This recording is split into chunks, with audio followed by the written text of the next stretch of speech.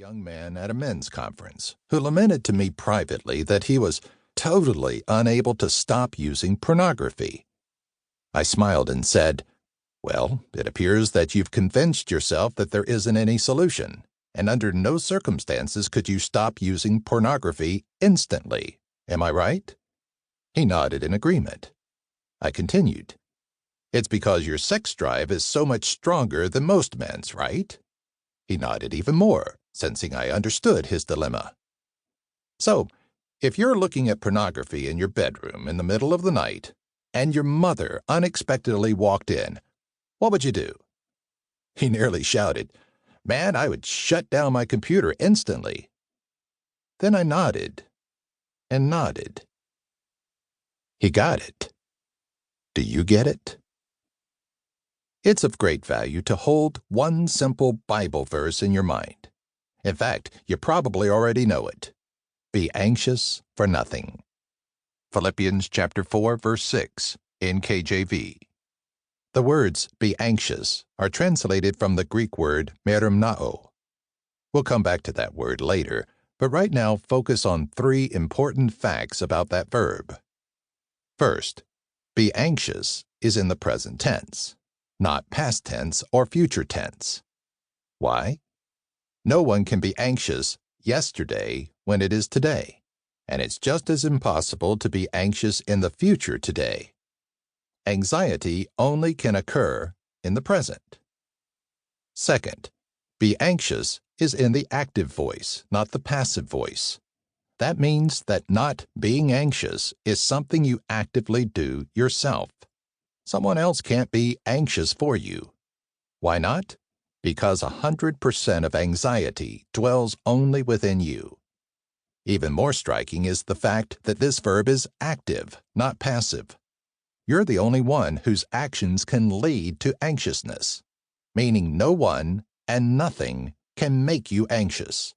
Not your spouse, your child, your parents, your boss, your government. Nope. That's why two people can experience the exact same crisis, and one become anxious and the other doesn't. One person responded by choosing anxiety, and the other person chose not to be anxious. You and you alone are 100% in control of your anxiety. You're the only person who can activate anxiety within you. So, with that in mind, it's time to break free from the big lie that something or someone made you anxious. Are you ready for the third fact about that verb, be anxious? This final characteristic of the verb is the most important. It's an imperative. God reveals a direct command to all of us. Don't choose anxiety under any circumstances. If you do, you've chosen to sin. You have willfully chosen to activate your anxiety in direct disobedience to God's will in your life. As you know, God never commands us to do something unless we can obey Him. So, in contrast to the big lie, here's the big truth. You have always been in total and complete control of your anxiety. At all times and under every circumstance, you can always choose not to activate your anxiety. God granted that freedom to all of us. Please note, the only exception to this is if your anxiety is drug-related or chemical-related. So if you checked any of the other choices under question number 5, except the last one, I can be free of anxiety right now, you have been deluded into believing the lie. Remember that young man with the pornography problem? He was addicted until his mother walked in. Then all of a sudden, he discovered massive, already existing reserves of self-control. He was able to stop instantly.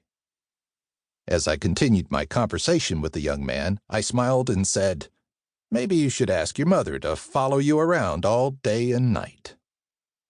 Before going to the next section, take a big breath and say out loud, "I'm always entirely free to choose not to respond to whatever life throws at me. I reject the lie that it's just the way I am."